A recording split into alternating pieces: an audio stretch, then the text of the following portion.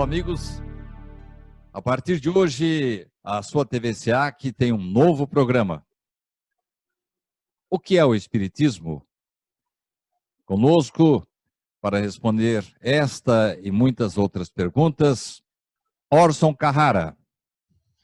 Prezados amigos, telespectadores da TVCA, que é uma satisfação imensa aqui estar e participarmos desse novo programa, O que é o Espiritismo. Estamos aqui juntamente com o Sidney, agradecemos imensamente pelo convite. É uma honra muito grande. Orson, afinal de contas, o que é o Espiritismo?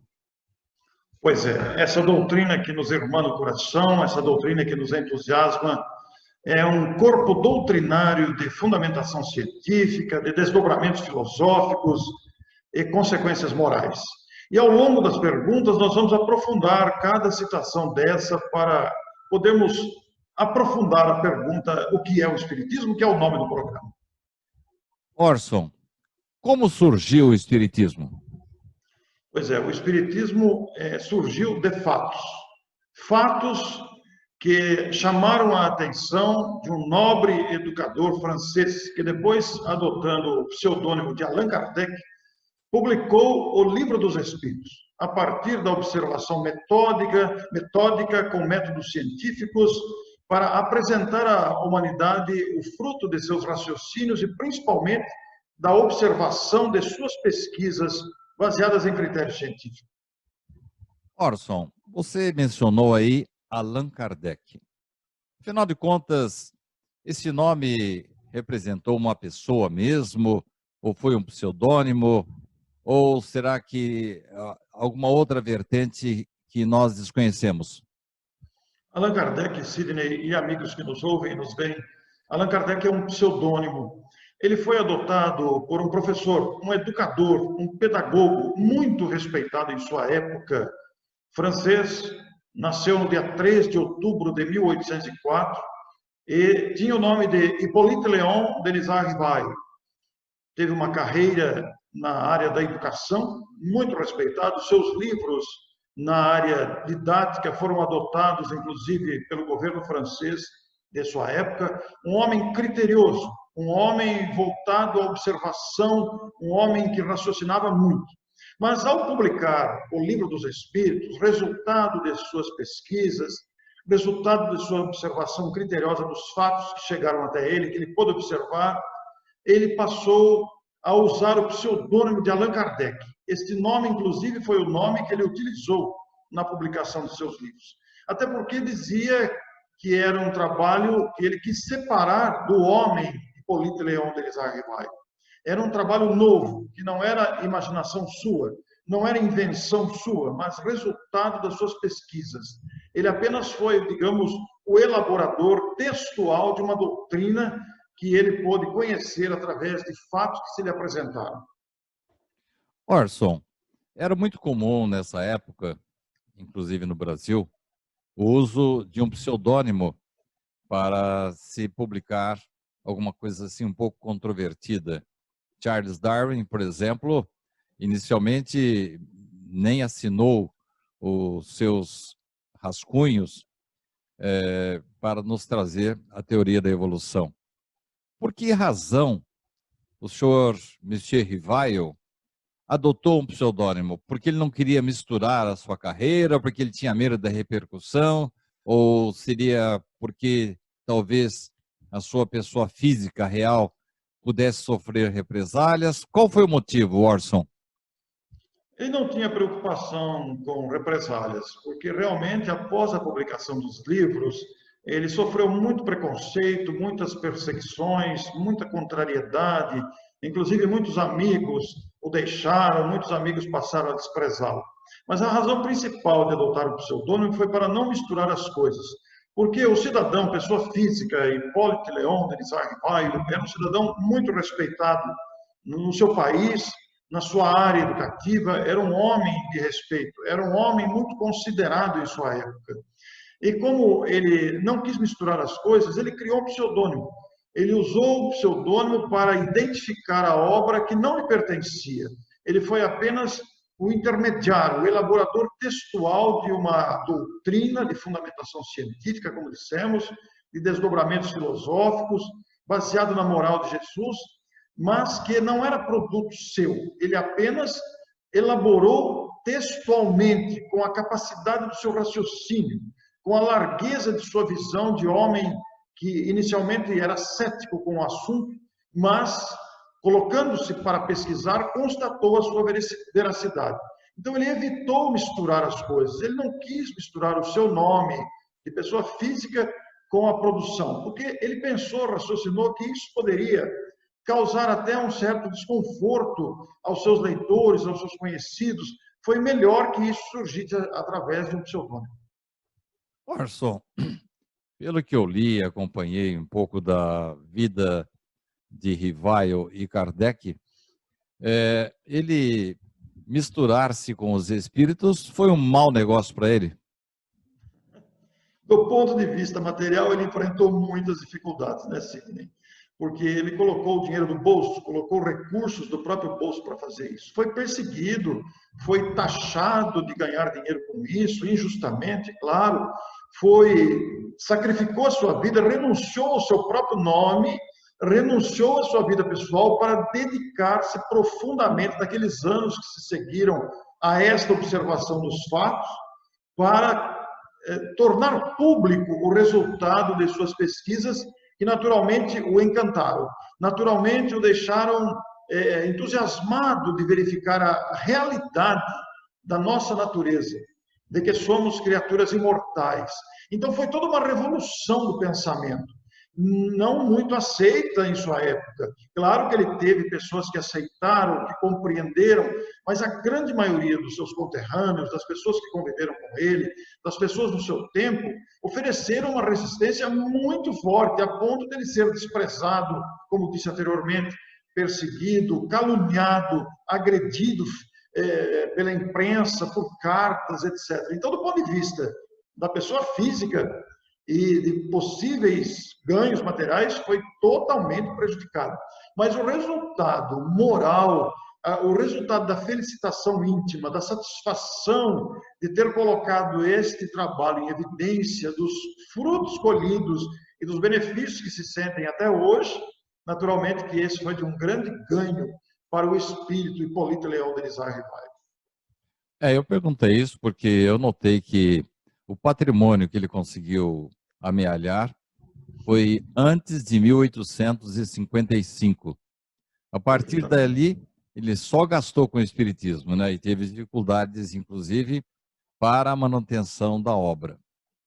Agora, Orson, você mencionou aí que ele não foi o autor do espiritismo. Ele teria sido uma espécie de organizador das ideias que os espíritos trouxeram? Afinal de contas, Orson, quais são as bases do espiritismo? Pois é, Sidney. Muitas vezes nós ouvimos afirmações equivocadas de que Kardec fundou o espiritismo, de que Kardec criou o espiritismo. Não, ele não fundou o espiritismo, não é autoria dele, não é fruto de um trabalho que ele criou o espiritismo. Não, ele foi, digamos, o organizador, que é a melhor palavra que se enquadra na expressão comumente usada de codificador do espiritismo. Quer dizer, ele organizou um corpo doutrinário, baseado na observação dos fatos, dos ensinos que foram trazidos no diálogo com os espíritos através de diferentes médiuns, diálogos que às vezes eram presenciais, com a presença dele, diálogos que vinham através de cadernos que ele recebia de várias partes do mundo, de vários médiuns desconhecidos entre si. Então, ele se deu um trabalho didático de fazer comparações, de ler aqueles textos, de pesquisar, de pensar, de refletir nas respostas que ele obtinha dos espíritos. Aliás, ele só publicou as respostas cujos dados, cujas informações batiam entre si, havia concordância entre si. Daí é que nós vamos encontrar a autoridade da doutrina espírita, o controle universal, que é um critério, que depois nós vamos falar isso mais adiante, mas é um critério universal que dá garantia aos ensinos dos espíritos, porque a fundamentação da doutrina espírita se deve fundamentos científicos, porque o espiritismo é uma ciência, a ciência de observação, a ciência de acompanhamento metódico de fatos. Quais fatos? O fato ou os fatos da comunicação dos espíritos, dando testemunho e mostrando que a vida continua após a morte. Ora, isso tem um desdobramento inesgotável de considerações, a gente pensar que a vida continua depois da morte. Porque poderemos perguntar, para onde vamos?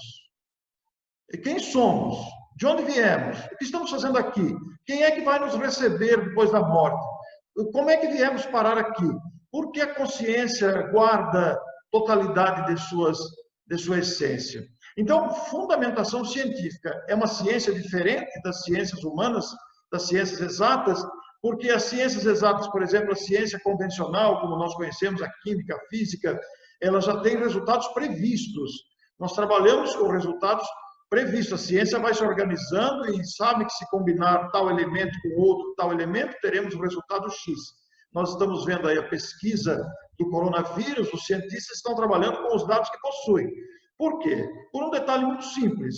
O coronavírus não tem vontade própria, coisa que é diferente da ciência espírita, pois que os espíritos têm personalidade, têm identidade, têm vontade própria, têm liberdade. Isso muda toda a configuração no aspecto científico da questão. Então, fundamentação científica de analisar os fatos das manifestações, demonstrando a existência dessas individualidades, com vontade própria, com conteúdos próprios.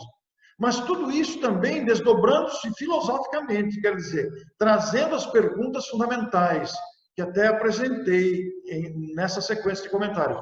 Quem sou eu? De onde vim? Para onde vou? O que estou fazendo aqui? Qual a finalidade de viver? E com consequências morais. Consequências morais porque toda a moral espírita está estruturada na moral de Jesus, a moral do Evangelho. Então, não é obra do Allan Kardec, do professor. Ele organizou didaticamente esses conceitos, essas informações, organizando teoricamente, colocando à disposição toda essa fundamentação científica, todo esse desdobramento filosófico e todas essas consequências morais advindas desse conhecimento. Então, é um organizador. É a melhor palavra que se pode aplicar ao trabalho de Allan Kardec. Dele mesmo, nós podemos dizer que veio, como contribuição expressiva, a lucidez, a capacidade de raciocínio profundo, a observação atenta, imparcial. Ele foi imparcial. Ele não quis, usando uma linguagem vulgar, puxar sardinha para o seu lado. Ele não quis valer-se de uma possível descoberta que ele havia feito para impor as suas ideias. Não, em absoluto. Ele foi um homem imparcial que trouxe em texto aquilo que ele constatou. Então, ele é um organizador do corpo doutrinário da doutrina espírita. Orson, eu gostei muito da sua resposta anterior, quando referiu-se às diversas fontes, às checagens que o codificador fazia. Vamos trocar isso em miúdos. Quer dizer que ele mandava cartas para médiuns de vários países, várias cidades da França, depois cotejava as respostas, é isso? Os fenômenos surgiram e chamaram a atenção da humanidade através daquilo que ficou conhecido como mesas girantes. Essas mesas girantes eram provocadas, aconteciam, digamos, em espetáculos, eram promovidos espetáculos públicos em teatros, ou em casas, ou em lugares mais amplos, onde as pessoas se reuniam para verem as mesas se movimentarem. As pancadas das mesas, através dos pés, respondiam perguntas. Uma pancada, por exemplo, apenas para dar um exemplo, representava um sim. Duas pancadas representavam um não. Se você quisesse compor uma palavra, a palavra maçã, por exemplo, então você teria que dar tantas pancadas correspondentes na sequência do alfabeto à letra M, depois uma pancada à letra A, você cedilha o A na língua portuguesa, naturalmente, porque isso era na língua francesa, né? Mas esses fenômenos aconteceram na Europa e também nas Américas. E quando Allan Kardec começou a pesquisar, porque ele foi convidado a presenciar esses fenômenos, no que inicialmente ele recusou insistentemente, dizendo que não tinha tempo para isso, que isso devia ser uma brincadeira de mau gosto, as pessoas se reuniam para ver espetáculo de mesas girantes. Como pode uma mesa girar? Isso é brincadeira, é truque, vamos dizer assim. É algum passe de mágica, alguma coisa nessa área. Mas, levado por um amigo que insistiu muito com ele, ele acabou indo assistir. E ao verificar esse fenômeno das mesas se movimentarem e através de pancadas darem respostas, ele se interessou por aquilo. Como pode uma mesa? A mesa não tem nervos, a mesa não tem músculos, a mesa não tem inteligência, nem vontade, porque ela se movimentava às vezes com rapidez, com velocidade, com lentidão, até demonstrando uma certa agressividade ou um certo carinho por determinadas pessoas. Um objeto inanimado, como pode ser isso? É truque? O que está por trás disso? E ele foi atrás desta pesquisa. E a partir daí, como o trabalho dele começou a aparecer nessa pesquisa, começou a corresponder-se, porque ao pesquisar, notou a existência de ocorrências semelhantes em outras partes da França, da sua cidade, do seu país e de outros países. Começou a corresponder-se com essas pessoas, que lhe mandavam informações. E essas informações, ele se dedicou a estudá-las, a pesquisá-las. E você usou a palavra correta, a cotejar as informações que vinham através de médiuns. Porque com o tempo, esse trabalho das mesas foi substituído por várias fases, chegando até a fase da psicografia, em que o médium pegava na caneta, ou no lápis, naquele tempo não tinha caneta, né? Mas pegava na caneta tinteiro, naquela pena que escrevia, e esses dados escreviam. E esse foi feito um trabalho de cotejamento, você usou a palavra correta, comparação. Desta comparação, ele pôde observar, analisar aquelas que partiam entre si, formando coerência de pessoas desconhecidas entre si, que não tinham qualquer contato, mas essas informações chegaram até ele. E outras que ele presenciou pessoalmente. Esse é um detalhe importante também, né, Cílio? Orson, eu cronometrei aqui o tempo que você usou na resposta anterior e notei que você gastou muito mais tempo para falar da filosofia, da ciência, e a parte moral ficou assim, vamos dizer assim, com menos tempo. E eu notei o mesmo comportamento de Kardec, que no começo da codificação, ele não ousava falar em religião. É compreensível, porque naquela época ele estava num ninho de serpentes materialistas, pessoas que nem acreditavam, estavam já cansadas das religiões da época.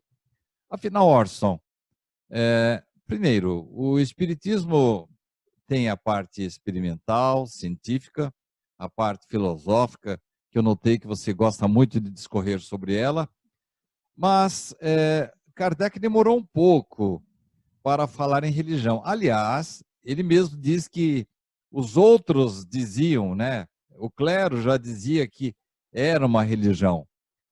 Por que essa demora em aceitação? E outra coisa, Hermínio Miranda diz que Kardec não criou religião nova nenhuma.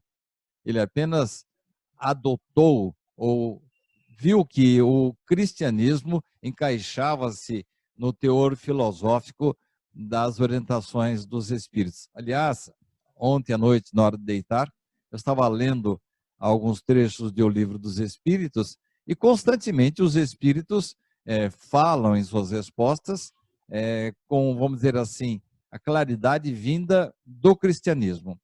Afinal, Orson, para a gente daqui a pouco encerrar o programa, que você viu que o tempo voa, né?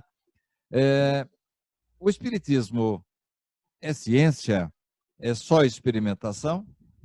Ou tem também um corpo filosófico? E me fala um pouco da religião espírita. Pois é, como dissemos, o Espiritismo tem fundamentação científica, nós vamos encontrar toda essa fundamentação científica, especialmente em O Livro dos Médiuns, que é a segunda obra da codificação espírita, mas também em O Livro dos Espíritos, que é a primeira obra, onde nós vamos nos encontrar com a síntese das leis divinas, observadas, catalogadas, compreendidas e expostas ao nosso estudo ali, à disposição. Mas Allan Kardec teve muito critério ao publicar a sua terceira obra, em 1864, que foi o Evangelho segundo o Espiritismo. Justamente porque havia uma dominação religiosa, eu gostei muito da sua citação de Hermínio Miranda na pergunta, porque ela se encaixa perfeitamente nesse raciocínio, ao dizer que Allan Kardec utilizou-se, melhor dizendo, da moralidade cristã, que é insubstituível. A moral de Jesus é o mais perfeito código de moralidade que temos à disposição da humanidade. E Allan Kardec foi muito criterioso, tomou muito cuidado com isso, para não ferir a cultura de sua época, de dominação religiosa, com outra vertente, com outros parâmetros, com outros paradigmas de dominação seculares, milenares, etc. E ele, então, utilizou-se da moral de Jesus, das máximas morais de Jesus. Não se preocupou com outras questões que podem gerar controvérsias, outras questões que podem gerar dúvidas, ou outras questões da vida pessoal de Jesus, do seu relacionamento com os discípulos, fatos que geram polêmicas. Não, ele se apegou, ele se utilizou da moral de Jesus.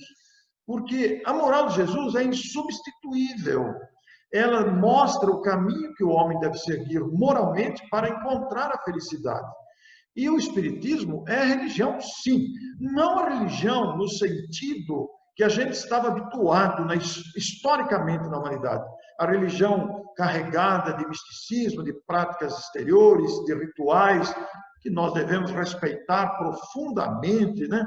Mas o Espiritismo é religião no sentido de conexão com Deus.